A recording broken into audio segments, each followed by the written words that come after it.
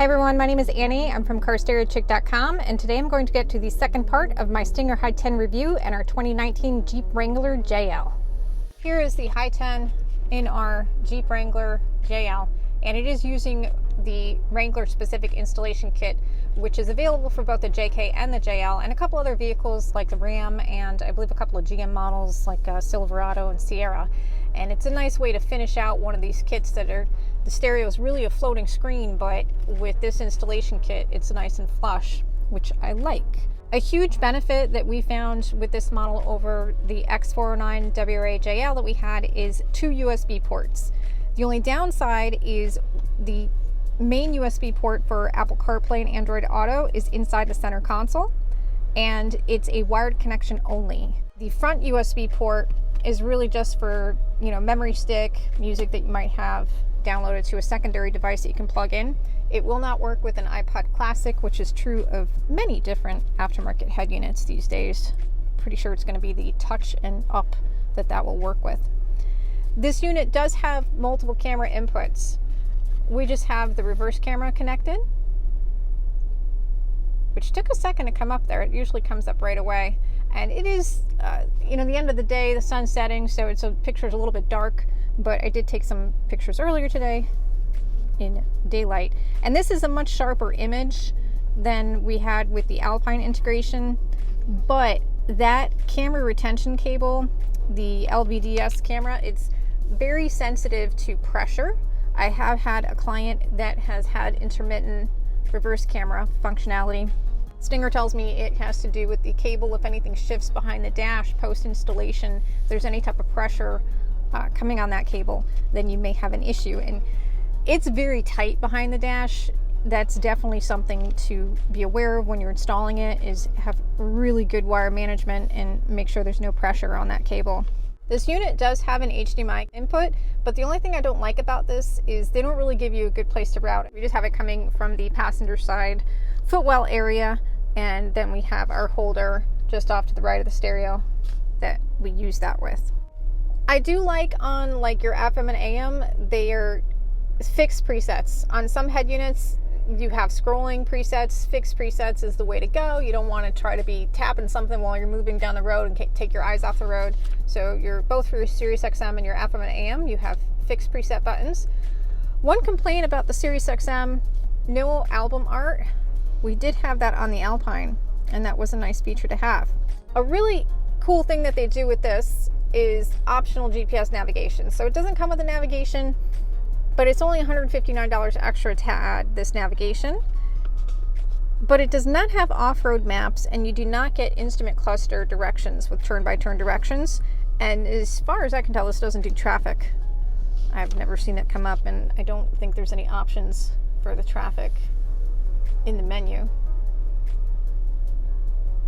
And this is just your standard navigation that is in so many head units these days. Alpine actually uses the same software, and I believe Pioneer does too, but you won't have the same options with every model. This is kind of your more basic GPS, I would say. But it does work in areas when you don't have cell service, so that's a nice thing to have if you're still in spotty areas. The actual integration with the Jeep is really nice. So for climate controls, I can adjust my climate controls here, and automatically the climate control function pops up on the screen. But I could just tap that button as well and get a little bit more detailed information. And I do like the graphics. I think they did a really nice job with the actual look and finish of the information screens. There's a lot in that menu. So a lot of different gauges. One thing I will point out, this is wrong. I have a client who's a pilot, and he let me know that latitude and longitude reading is totally off, and I guess they are aware of that, and they are working on an update. No word on when that will be released. Now, if you do go off-roading, there is some nice information here, and you can also have this information displayed while you have the camera on. And you can pick, if you had multiple cameras connected, you could switch between the different cameras and have this information. So that's a pretty cool thing to have. I like that. So under settings, you have vehicle settings. You're not going to lose your ability to adjust anything with your lights and your door locks. That's all still going to be in here. One of the biggest attractions that we had to this particular radio is the advanced EQ control. So if I go back into settings, go to sound settings, this unit has a 15-band EQ. And one of the things I think is really cool is how they give you these little subsections. So it lets you know what each specific frequency range is doing, which is great. I try to explain that to clients all the time. It's so nice to just have it on the screen so that they know what it is without me having to explain it. And it is also going to have your built-in crossovers, your digital time alignment. For those not familiar with time alignment, that's going to allow you to delay the closest speakers so they each hit you at the same time. It's a great way to basically center focus your soundstage. So the idea, the concept, if you do it right, is you close your eyes and from the driver's seat and you can't pinpoint from which speaker it's coming from because it kind of is digitally spaced out, so they're all hitting you at the same time. Now, if you don't want to get into all that kind of advanced control, you do have kind of a default basic EQ that's preset in the head unit. Now, this unit is rated at 4 volt, but as we found out, the one that I was testing was not. It was between 1.7 and 2.48, depending on which preamp I was testing. But it does have toslink output. We haven't had a chance yet to use that, but if you wanted to go toslink out instead of RCA out, that is one really great feature about this unit. I suspect we will get much better sound quality and higher output through toslink. Usually it's the other way around, but because that voltage is so low in the preamp, I expect it to get a little bit more. We'll give you an update on that once we finally get around to it. And I do love the flexibility of installation on this particular product. The brain can be mounted either vertically or horizontally. In this particular installation, it is mounted vertically. So if you've got a really tight space, you can make this screen work in some of the more challenging vehicles on the market by changing how the sub-brain gets mounted. In addition to that, the actual cable connecting the screen to the brain is detachable, which also makes installing them a lot easier. Let's get into the things that I don't like. I really dislike these gloss buttons.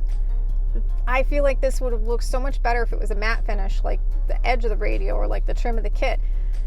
I can't think of any cars that I would put this in that are going to have a really glossy dash. Most of the vehicles that we're installing this type of screen in have a matte finish on the rest of the vehicle interior. So to me, this just looks cheap. It just drives me crazy.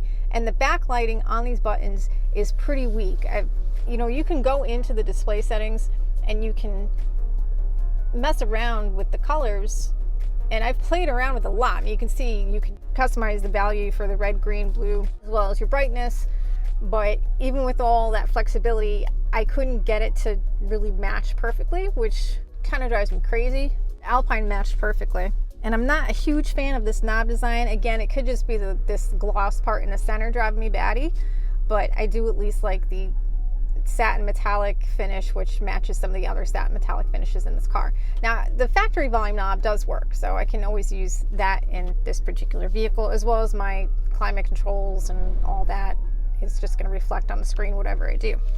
I will say the start-stop memory that this radio has works well. In the Alpine, it never worked, and I believe that's somewhere under vehicle settings. Oh, and all your warning chimes and everything, that all comes through. So if you have blind spot, you'll still get all of those beeps and warning chimes through this radio. Pack enabled settings. There you go, pack enabled settings. So this is great. I cannot stand that feature. I am a tree hugger kid from the 80s, plant a tree, save the planet. But I cannot fathom how much gas and, emissions you are really saving with that start-stop functionality. Maybe I'm being naive here, but I cannot stand that feature, and I love that we can disable it. I don't think it's very good for the car either, but I could be wrong.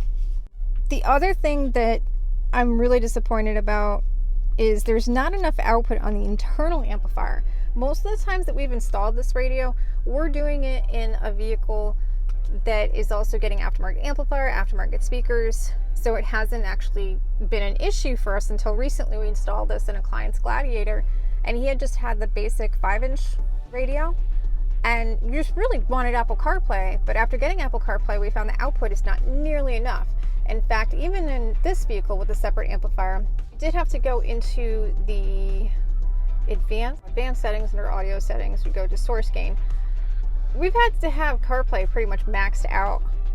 It's just there's not enough output on CarPlay, and of course Stinger says, oh, well, this is an Apple issue, and You know, if that was true, I think we would be hearing a lot more about this in other vehicles. I saw a couple of things online that people were complaining about it, I think last fall, but I haven't seen any updates since. So I don't know that it's an Apple issue or it's a Stinger issue, but regardless, there's more output on Bluetooth for telephone calls and listening to music than there is on the USB CarPlay source.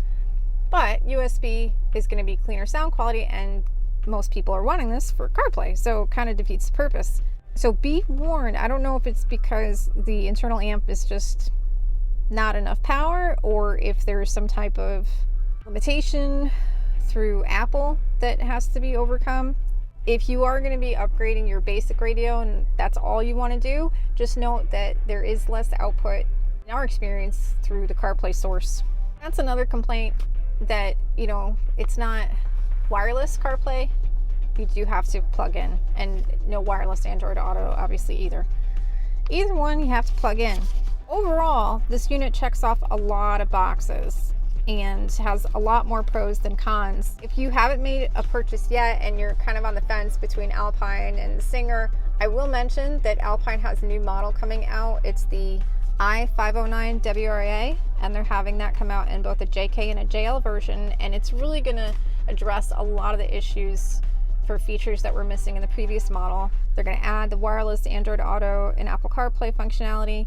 It's going to have a 13-band parametric EQ per channel, an updated digital to analog converter, and it's going to be true 4 volts. So that would be the next thing that we're going to try in here. That should hopefully be shipping sometime next month. You can find out more information about that on the blog, carstereochick.com, to read more. And like most of these aftermarket head units, you can change the background image, upload your own. But one of the really nice features, I think, if you're going to really be off-roading with this vehicle, is the 4 camera inputs. That's key, right? If you go with Alpine, you can't easily add multiple cameras. You can add a front camera if you get their proprietary switcher, the KCX C2600B, and it is a nice high dynamic range camera that goes with it. But if you want more than 2 cameras, then you have to get the, actually, I don't even know if they do make an option for that, to do trail cameras. I think 2 might be the most that you can add with that unit. Something to think about. So yeah, I was totally bummed that this wasn't really 4 volt, but I suspect that is related to the chip shortage and supply chain issues. Perhaps that will change in the future. Maybe it's just a bump in the road. I'll have to just keep testing them as they come in and as we sell them to see what clients are really getting. Let me know what you guys think. John is happy with this. I don't know if he really wants to put the Alpine in, but I'm gonna kind of make him because I think it's going to be a lot better than the last one. But we'll have to see. We'll try the Toslink out and see if that resolves our output issue that we're having. I hope you guys have found this review helpful. If so, please go ahead and hit that like and subscribe button, and I will see you guys next time.